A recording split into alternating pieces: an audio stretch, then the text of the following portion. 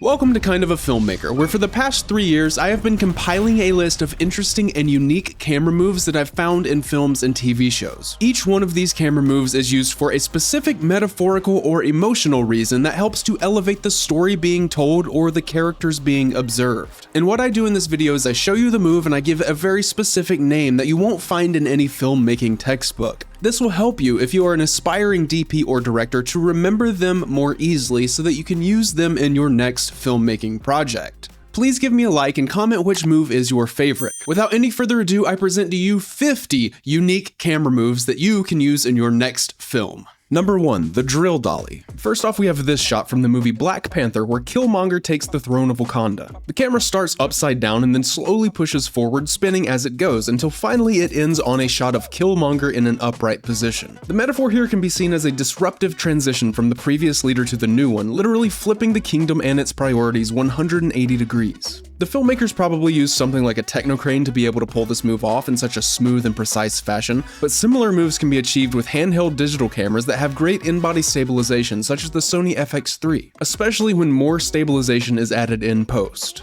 Number 2, the spin shot. This shot is very similar to the previous shot, except for instead of dollying while it spins, it just spins. In this shot, Robert De Niro is hanging upside down, and so when the camera starts on him, he looks upside down, but then the camera spins, resulting in an image where he looks upright. This creates a sense of uneasiness in the viewer, but can also be used just to give an ambiguous sense of space. It could also be used as a metaphor for a turning point in the conversation that he is having with this girl. At this point in the conversation, maybe he is now in control, and the gears in his mind are beginning to turn along with the camera.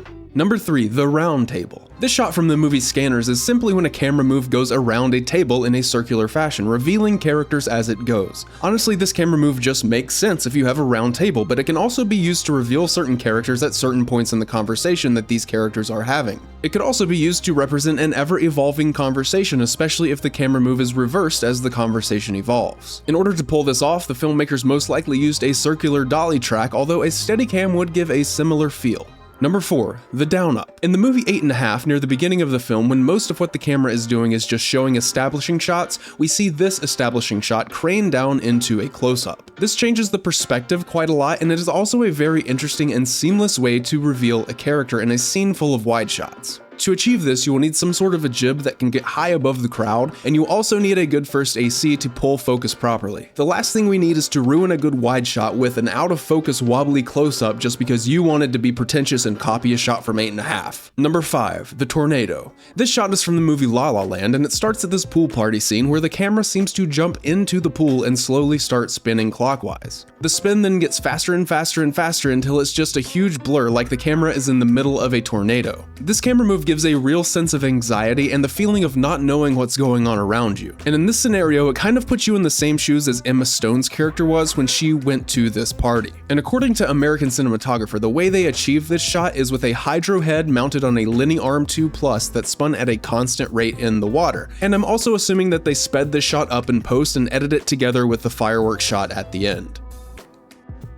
Number 6, the spooky shot. This shot can be seen in the 1963 film The Haunting, and it's a simple way to make your shot look like it's coming from the perspective of a ghost. These characters are in a house that they believe to be haunted. Up until this point, there has been little to no movement in most of the shots. But once this character begins to feel the presence of some unknown entity, this shot occurs. Notice how the camera moves unnaturally. It almost seems to float. If this was from the perspective of a human, it would not move like this. A handheld camera will probably give you the best effect for this specific shot. Number 7, the peak pan. In the movie Don't Look Up, we see Leonardo DiCaprio's character walk into the White House, and presumably it is his first time walking into the White House. Because of this, he is observing and taking everything in, including the paintings on the wall. And this is emphasized by the camera move where the cameraman just seems to pan over to the painting that Leonardo is looking at. He does this multiple times, and it really draws attention to two things. First, it draws attention to the painting on the wall, but second, it draws attention to the fact that there is a cameraman there, almost like this is a documentary. A handheld camera or one mounted on a shoulder rig may be the most effective way to achieve this shot. Number 8, the Dollhouse. Euphoria has some great cinematography, and this camera move is no exception. Here we see Kat writing smut in her bathroom when all of a sudden the camera just starts to truck to the right.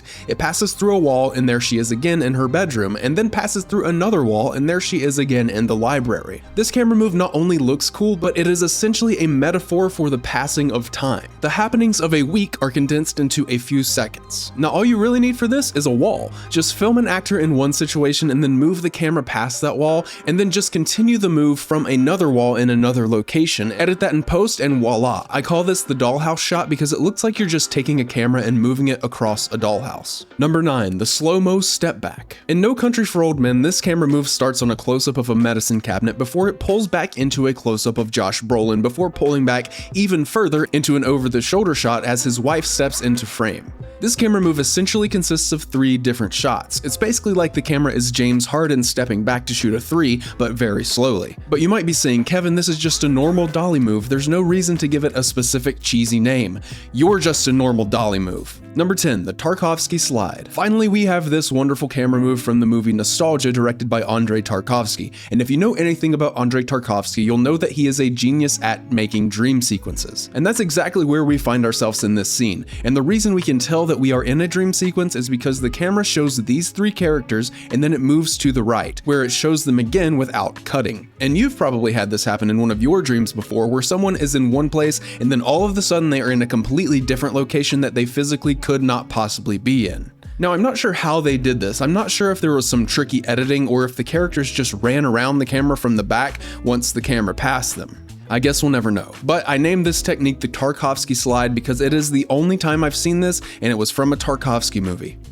Number 11, the Stairway to Heaven. It absolutely blows my mind that this camera move was used in a film from 1957. In the movie The Cranes Are Flying, we see this man running up the staircase, and as he goes, the camera rises and spins with him. I've also seen this shot in the TV show Euphoria, but I'm sure it was a lot easier in modern day with something like a techno crane to help out. However, back in the day, this move was accomplished using a rig made of a spinning tall scaffolding frame with a platform rising up with it. I think this move mimics the sense of joy this character is having and brings the audience along with it, as if the audience was rising towards heaven with the character. And by the way, this film is generally one of my favorite films of all time for cinematography, so if you haven't seen it yet, go check it out. Number 12, the Ping Pong Pan.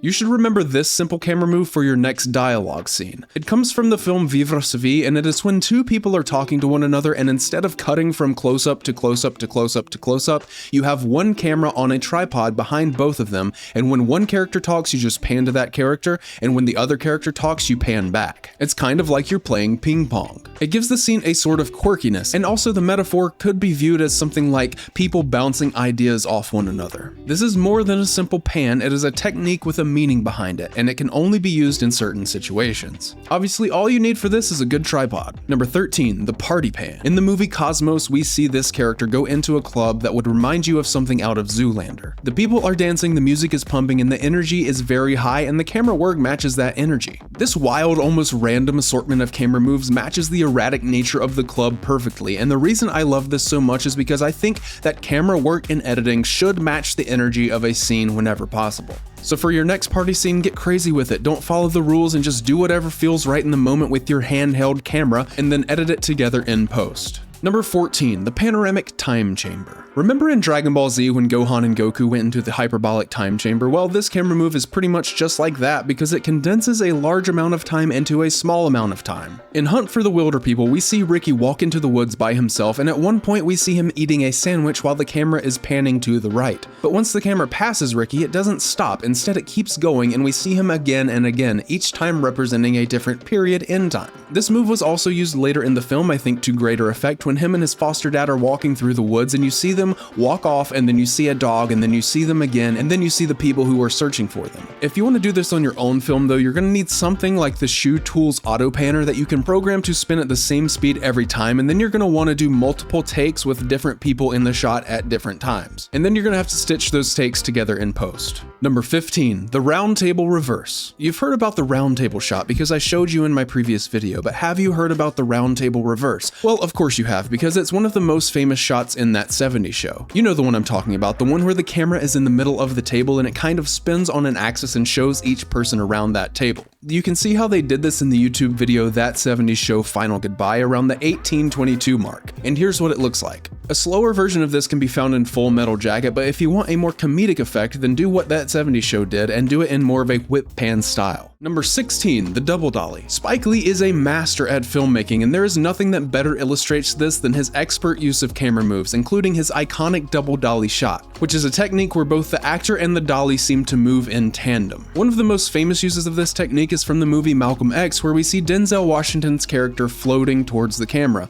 as the camera is also backing up. The metaphor behind this move can be interpreted different ways, including maybe that destiny is somehow pulling this character forward and he cannot escape. Now, in order to achieve this shot yourself, you will either need two connected dollies or one very long dolly that both the camera and the character can be on at the same time. I don't know where this move first originated, but I do remember the first time that I saw it was in a movie called Ivan's Childhood by Andrei Tarkovsky, where we see this kid, Ivan, just floating up into the air with the camera. It's the same idea behind it. The character and the camera are moving at the same pace, even though this shot is probably not technically a dolly shot, it's more than likely a jib shot, and this specific camera move is used in the context of a dream sequence. Number 17, the long pan. In He Got Game, we see the greatest actor of all time, Ray Allen, walking down the street and the camera is following him. But we get to this point where he is about to pass the camera, and I'll give you three choices. What do you think the camera is going to do? A, is it going to pan to the left with him? B, is it going to pan to the right away from him? Or C, is it going to just stay there and let him walk off screen? That's right, it's B. This honestly seems like Spike Lee is just breaking rules to break them, but I do love this camera move because I think it surveys the environment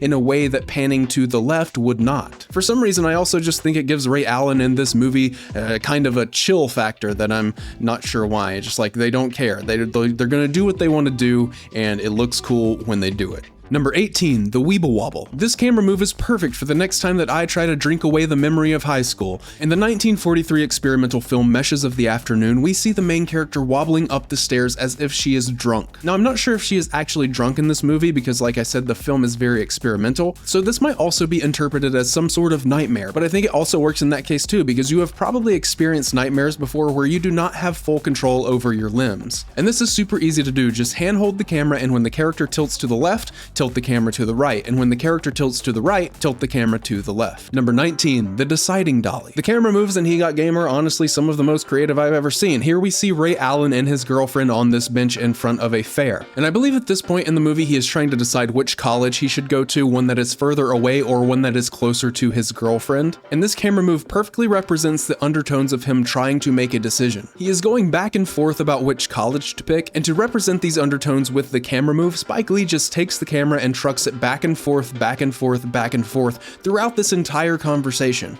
It's something I've honestly never seen done in a movie before, and I think it's pretty cool. Now, obviously, to do this, you would probably need some kind of a Steadicam or a dolly track. Number 20, the speeding shutter. Finally, we have another camera move from one of my favorite movies of all time, The Cranes Are Flying. Here we can see the main character start to run, and she starts to get faster and faster until she's running past this fence. Then the camera cuts in close, and you can see these fence posts flying by her with super nice motion blur, and it makes it look like she is running at about 100 miles an hour. I think the camera might also be undercranked here, which basically just means it looks more choppy and sped up, but the combination of whatever they're doing with the camera and the fact that the foreground is closer to the camera just gives you a sense of depth and speed that not having a patterned foreground would not give you. In today's world, this can be tweaked to match the shutter speed of your camera to give it a nice, interesting motion blur, or no motion blur at all. But to achieve this would take a lot of experimentation on your part in your specific environment. Number 21, the Rolling Reframe. In the movie Punch Drunk Love, directed by Paul Thomas Anderson, we see Adam Sandler's character in his apartment talking on an adult hotline. The camera is focused on him sitting in his chair when all of a sudden it just decides to pan to the left.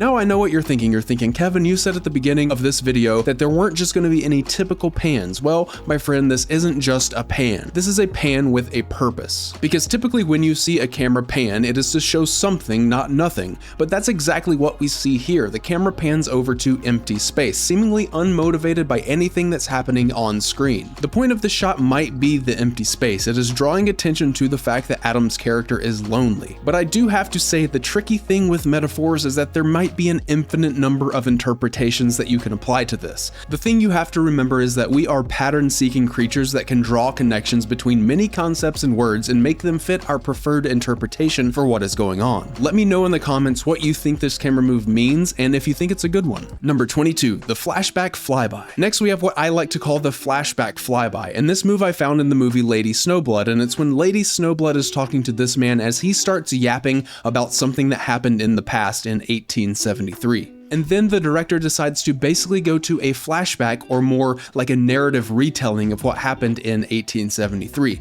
But instead of just cutting to that narrative retelling, he pans the camera to the right and zooms past Lady Snowblood. The camera then eventually cuts to a graphic retelling. I think the metaphor behind this camera move is basically looking past someone, looking behind them or into the past. And this is a camera move I see a lot in films. Most recently I saw it in the movie Wicked in the beginning, where Glinda is about to tell the story of her and Elphaba's friendship. The camera really zooms past her here, and this is one of the most extreme examples I've seen. So I think it's true to say that for some reason our minds associate this camera move with a looking into the past type of metaphor. To achieve this, you just need a good zoom lens that doesn't stutter when you zoom it. Number 23, the bowling ball. How in the world did the Coen brothers find a camera small enough to fit inside the hole of a bowling ball? In the movie The Big Lebowski, we see this shot, which comes from the perspective of a bowling ball as it is rolling down the lane. It looks like the camera is literally inside of the bowling ball. Well, you'll be disappointed to know that they didn't actually find a camera small enough to fit inside the hole of a bowling ball. Here's the DP, Roger Deakins, explaining how they did it. We had the camera on a spit,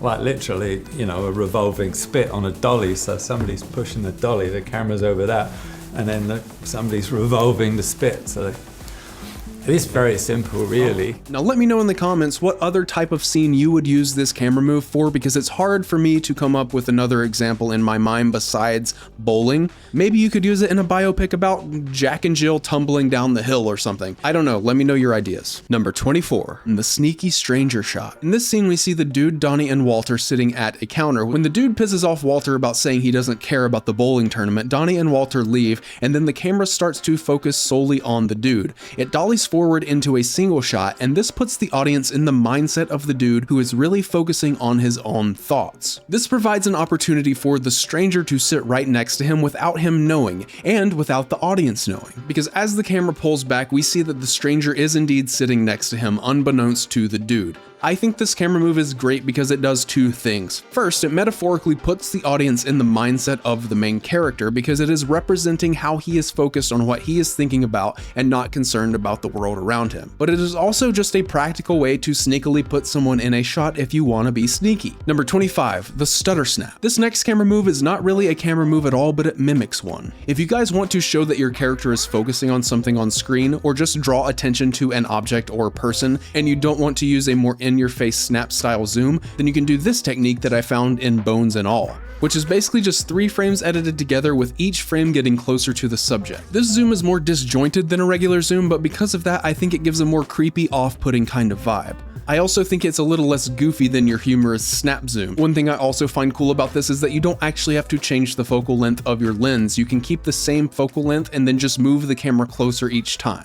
Number 26, the Panic Pan. Next up, we have a camera move that is guaranteed to instill panic and fear in your viewer. In the 1969 movie The Wild Bunch, these men are chasing this man who is hiding in these rocks. When the cowboys get to this rock formation, they say, $10 says he's dead by now. I think it's a day to find him if he is. If he isn't, he's holding a gun on us right now. And then this happens. The cowboys frantically search for the man in the rocks, whipping their heads back and forth. And the director emphasizes this frantic searching by intercutting these shots of the cowboys with these shots of their heads whipping back and forth, basically from a first-person perspective. So the next time you have a character who is frantically searching for something, just mimic their head moves with a first-person shot. And this is most easily going to be done handheld or with a shoulder rig. Number 27, the triple zoom. This next camera move comes from the 1966 movie Daisies, which is a very quirky, charming, and weird movie. And one of the ways that the director makes it quirky and charming and weird is by using quirky and charming and weird camera moves like this one. Here we see these two women trying to get into this old man's pants when the camera just zooms out 3 times in a row. Now this is one of the few camera moves on this list that I do not have an explanation for why they did it. Please let me know in the comments why you would use this camera move in your next short film besides it just looking quirky. Number 28, the Dancing Dolly. This camera move comes from the movie Carnival of Souls, and it's basically just when the camera is in the perspective of a dancing partner. Just imagine you have two people dancing and the camera is one of those people. It is essentially a metaphor for dancing. In order to pull this off, you would need something like a circular dolly track, or better yet, some kind of rotating dolly like this person made on YouTube, or there's other ways of getting creative if you just attach a camera to yourself and dance with your partner. One other thing I do find interesting about this specific move is that it doesn't really look like they are dancing necessarily, it looks like they are gliding. If they were dancing, I would expect them to be wobbling a bit more, but they're kind of just like floating around, which is a little creepy, but that is perfect for this movie in particular. Number 29, the Snorri Shot. In the masterpiece movie Seconds, we see the main character walking through a train station when the film cuts to this shot. And what's interesting about this shot is that it looks like the camera is attached to him looking back at him because it wobbles with him as he walks. And yes, it is somehow connected to him, most likely with the use of a Snorri Cam. A Snorri Cam is a camera rig that looks like this. It attaches to the body and is primarily used with the camera facing the person it is attached to. It is most often used to convey the metaphor of being drunk or being in some sort of daze-like state, because of the exaggerated wobble it receives from the person walking. You can buy a Snorri Cam online for around $200 or $300 for your small digital camera. Number 30, the Spinning Snorri. In Pirates of the Caribbean Dead Man's Chest, we see Jack Sparrow, Will Turner, and James Norrington in a free-for-all duel over the key to the Dead Man's Chest. In a ridiculous turn of events, Will and James step onto this water wheel and it just starts rolling while they fight on top of it. In an even more ridiculous turn of events, Jack Sparrow gets pulled up into the wheel as it runs over him. They all fight for a bit and then this camera move happens. The camera spins with the wheel and it seems to be connected to it somehow, almost like it is on a Snorri Cam for water wheels. This camera move adds to the chaotic nature of the scene and adds to the subtext of humor in ambiguous and shifting alliances. And in fact, it was connected to it. This was a practical effect. This was not CGI. There were actually stunt doubles on this wheel fighting as it rolled, which is kind of crazy. Here are the only BTS photos I could find of this contraption. Number 31.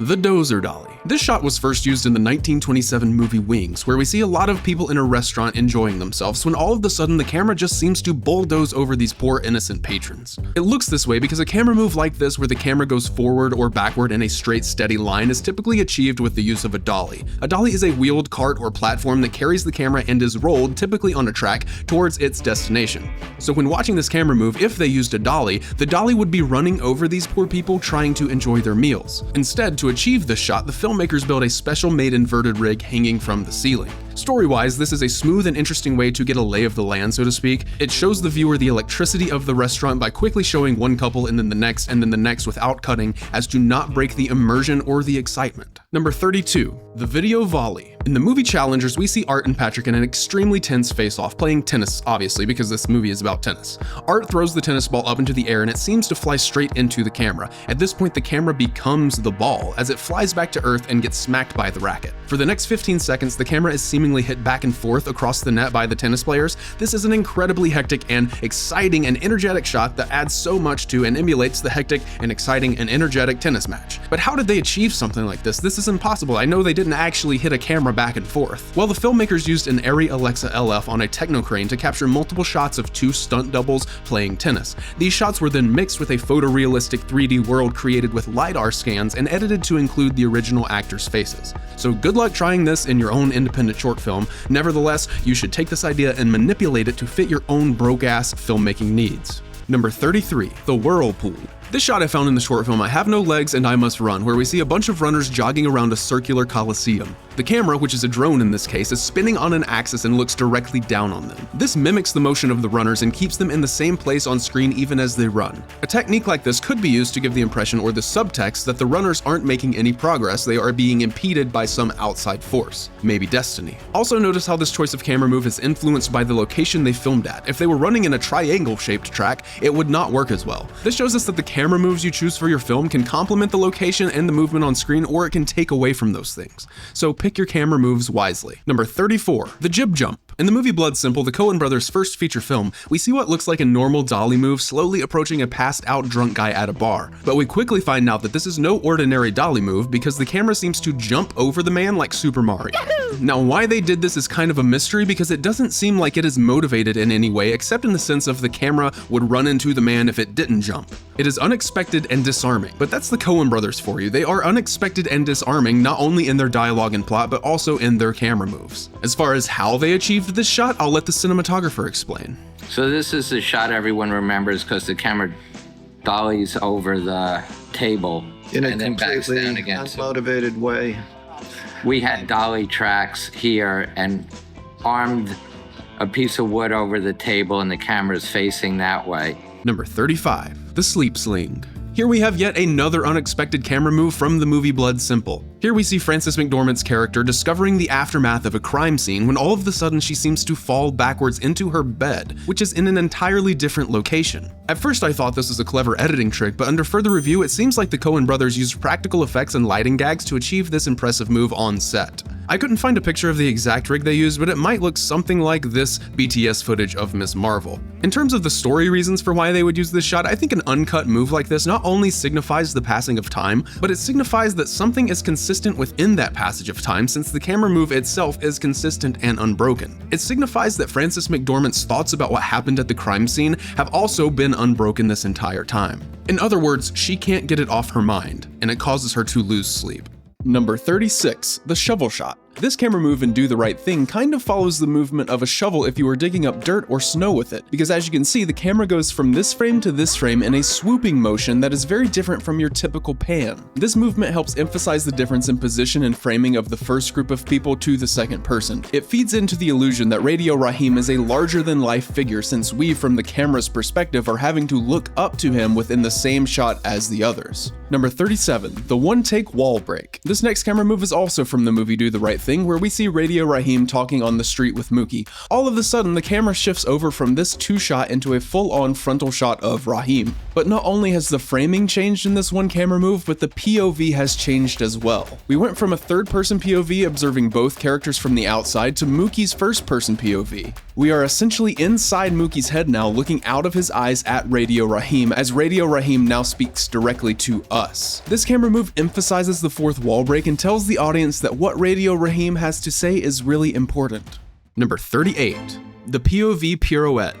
The movie The Red Shoes is a masterpiece about ballet, the chase for glory, and the unending desire of artists to do, well, art. The ballerina Victoria Page is one of these artists that can see no other way of living than to do what she loves, and that is to dance. In one particular scene, we see her performing on stage when she begins to spin. The film then cuts to a shot of her POV where we see what she sees as she spins. The camera whip pans several times in a row, mimicking her spin and stop movement. But what's cool about this POV shot is the fact that every time the camera stops, the focal length and the resting place of the camera changes, creating a frantic change in perspective, mimicking the anxiety this character must have felt in front of this audience. Number 39, the ceiling slide.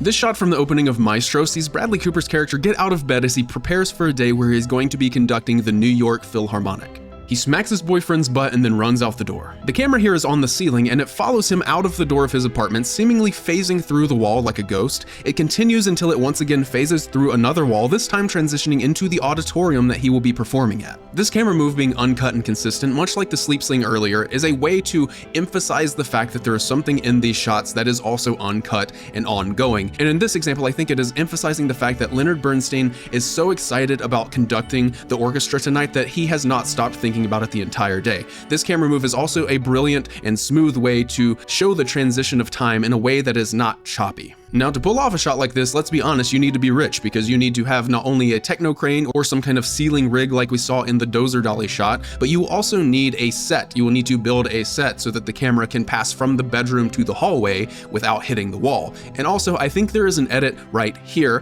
where they transition from the set to the actual location. They just edit and match two camera moves in post. Nevertheless, for independent filmmakers, this is more about understanding why they chose this shot and you adapting this shot for your, again, broke-ass needs. Number 40, The Diverting Dolly. Finally, we have another Coen Brothers camera move from the movie Miller's Crossing, where we see the dolly leading the main character as he walks toward it, when all of a sudden the dolly spins 180 degrees, continuing to dolly, diverting its attention from the main character to the thing that the main character is looking at. This is a very energetic shot that puts the emphasis on what the main character is looking at in a way that simply cutting from a shot of the main character to what he's looking at would not do. And the good news about this one is you can do this one at home with a gimbal. Number 41, the Wicked 180. In the movie Wicked, specifically in the dancing through life scene, we see a bunch of students rudely dancing on this impractical circular bookshelf while Elphaba is trying to study. Bach makes matters worse by flipping the switch that makes the bookshelf spin faster without warning the people on it. In real life, this would cause serious bodily injury, but in the land of Oz, it only causes the students to dance harder. The hardest move of all, though, comes from this character as they jump from ladder to ladder and then over the camera and roll onto the floor. The camera here is on a Scorpio crane, which allows for near 360 degree steady movement. This allows it to roll or spin as it dollies backwards, creating a sort of optical illusion that makes it look like the stunt person is running sideways, ignoring gravity. Defying gravity, if you will, okay? Here's what the shot would look like if the camera didn't spin as it moved. Here we can tell by the movement of the frame that the camera essentially rolls 180 degrees before flipping another 180 degrees in a different direction once the stunt person jumps over it. The camera then continues to push forward once the person lands and eventually jumps through Jonathan Bailey's legs. They only had 4 attempts at this because the stunt coordinator didn't want the stunt person to get hurt. And wouldn't you know it, they only got it right on the 4th attempt. Number 42, the Mirrorless Mimic.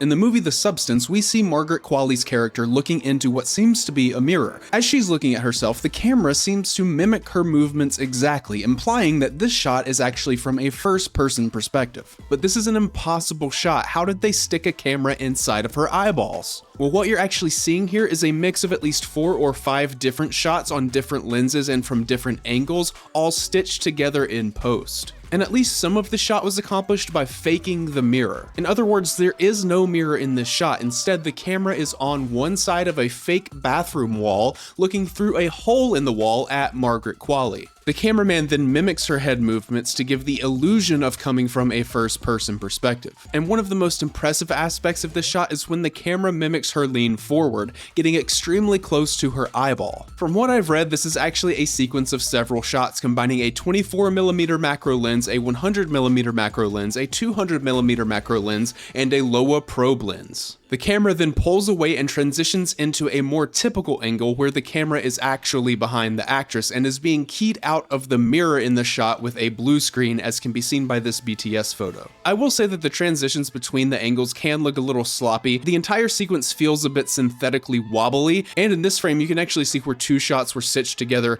at the same time. So why would they go through all the trouble to create this incredibly complex shot instead of just filming her in a normal bathroom from an off angle? Well, if they did that, the shot would be seen as a third-person POV, essentially coming from the perspective of a disembodied spectator. But this scene specifically is about her own perception of herself, and shooting this shot in first-person POV helps to put the audience into her mindset as she is observing herself for the first time, more so than filming her actions from off to the side.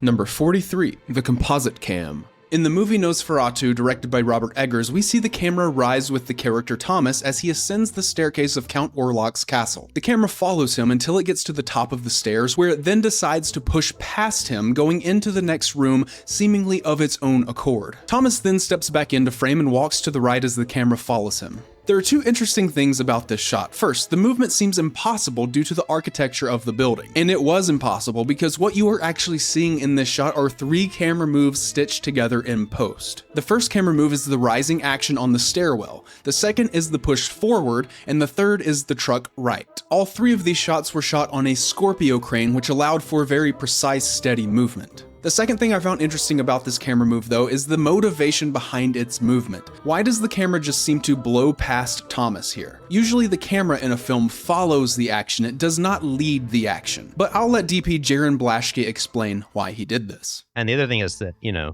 I kind of like to do is not really follow action. Like the camera's the boss. But I like that when the camera is doing its own thing and then the actor catches up. It's a little more interesting than simply following action, you know. And if someone kind of dips down to pick something up or whatever, it's just let them do it. The idea of the camera being king is not one that I think works in every situation, but it is definitely a philosophy to consider when determining what your camera is looking at and why it's moving. Number 44, the Paranormal Pan. In the 2024 remake of Nosferatu, we see Thomas sitting at Count Orlok's table as the vampire goes off screen to the left, before immediately reappearing on the right side of the screen with a glass of wine. The camera circles around to this shot where Orlok tells Thomas to drink.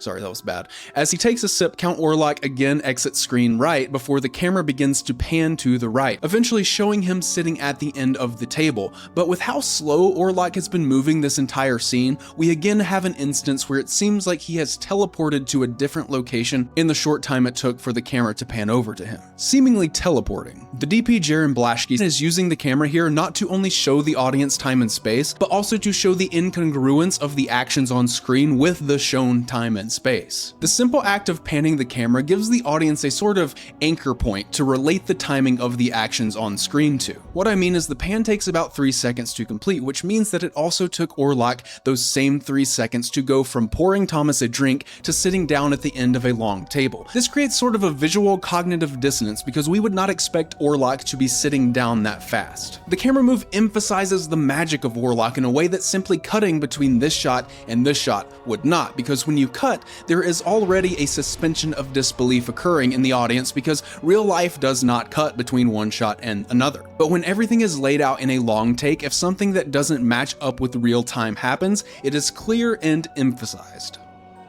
Number 45, the Flipped Flip. The film La Chimera is a magical realism film about a man who has the ability to detect the presence of ancient burial sites. In this scene, we see him at work using this forked stick to help focus his chakras or something. The stick leads him directly in line with the camera, and as he flips the stick, the camera begins to flip as well. It flips 180 degrees, but it's during the final 90 degrees that something weird happens. We unexpectedly see the back of Josh O'Connor's feet, almost as if the camera has somehow teleported behind him during the flip. Another more extreme example of this comes late in the film when again Josh O'Connor is looking for graves when all of a sudden the camera begins to flip backwards this time, eventually arriving on an upside down shot of Josh in a position that quite frankly doesn't make any sense. Technically, it's not impossible for this type of blocking to happen in real life. In fact, this might be a practical effect where Josh O'Connor simply runs around the camera and faces the opposite direction during the flip. But I think this shot is to be taken more metaphorically, more dreamlike. In fact, the word chimera can be defined as an illusion or fabrication of the mind, especially an unrealizable dream. And the rest of this movie plays into this idea as well. These camera moves are supposed to make the movie feel dreamlike, as if people aren't in the places they are supposed to be in. There may also be some metaphorical interpretations of these camera moves as something like blurring the lines between the realms of life and death, these two realms being mirrors of each other only separated by a gentle movement. But maybe I'm looking too deep into it. What do you think?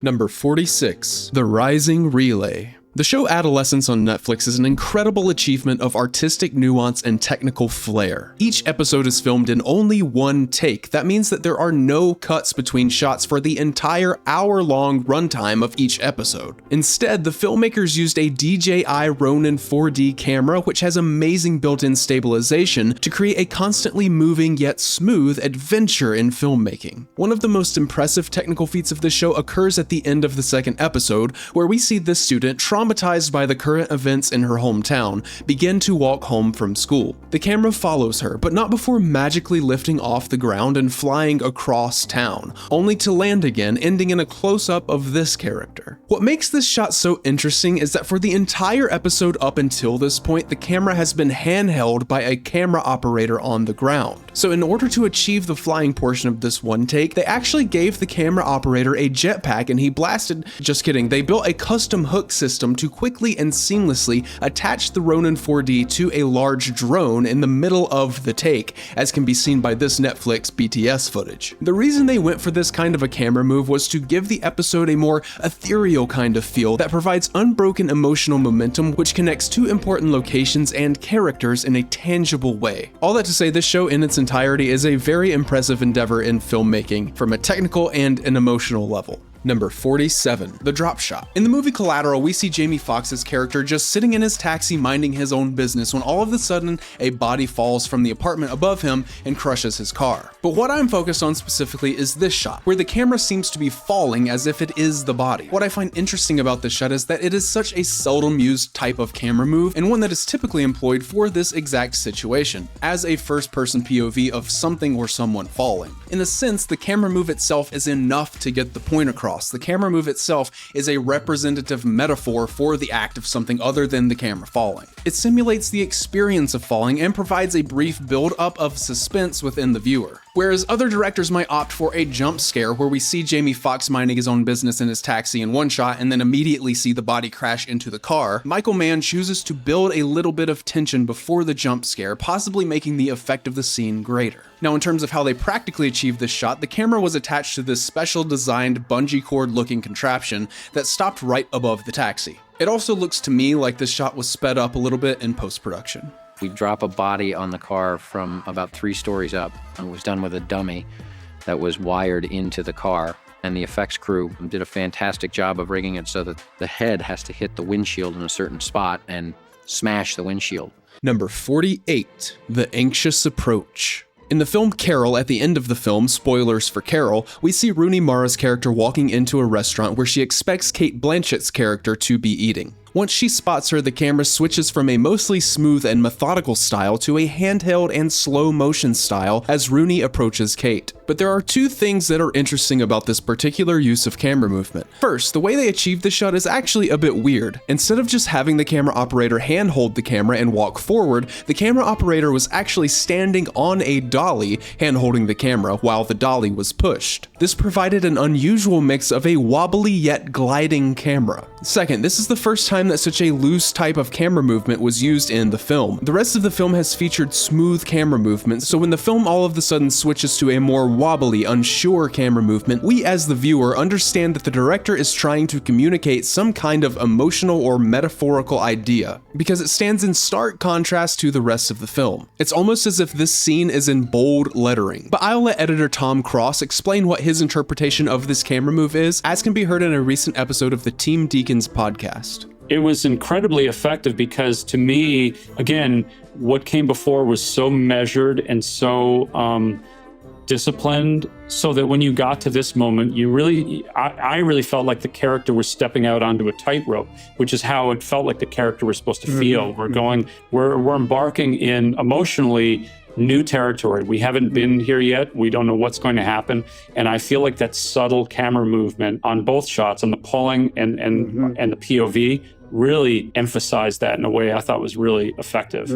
Number 49, the 360 shot. In the movie Gladiator, after the very first battle in the arena, we see the victors Maximus and Juba basking in the praise of the audience. This adoration is emphasized with a well-placed camera move that circles around our 2 heroes as they look up at their surroundings. This camera move in this situation provides multiple tidbits of information for the viewer to chew on. First, it shows the entire surrounding arena, placing the viewer in the middle of it, providing historical information about the setting these characters are in. Second, it shows Maximus' reaction to the arena and the cheering crowd, providing information about the emotional state of his character at the time. And third, the quick circular movement of the camera provides a sort of emotional information to the viewer. Feelings of being overwhelmed with an overstimulating, dizzying experience help put the audience in the mindset of Maximus in this scene. This camera movement was most likely achieved with the use of a circular dolly track like this. I also think it helps with the movement and the emotional undertones that we see Maximus spinning around with the camera, seeing his face at all times. Number 50. The reflection run. In the movie Contact, directed by Robert Zemeckis, we see Ellie running as fast as she can up the stairs and into the bathroom to find the medicine that will save her father after he has just collapsed. But as she gets closer to the bathroom, the camera, which is on a Steadicam, pulls away from her slightly and the camera operator begins to overcrank the camera. This just means that the image now looks like it is being slowed down. The idea here is to give the viewer a sense of impending doom. In a race against time, slowing down time is not a good thing. It's almost like we are in a nightmare where we struggle to run as fast as we think we should be able to. But what happens next is probably the most impressive part of the shot. As she approaches the cabinet in the bathroom, some Hollywood magic happens where the shot transitions to make it seem like the camera has been shooting into a cabinet mirror the entire time, giving the impression that what we just watched was actually a reflection.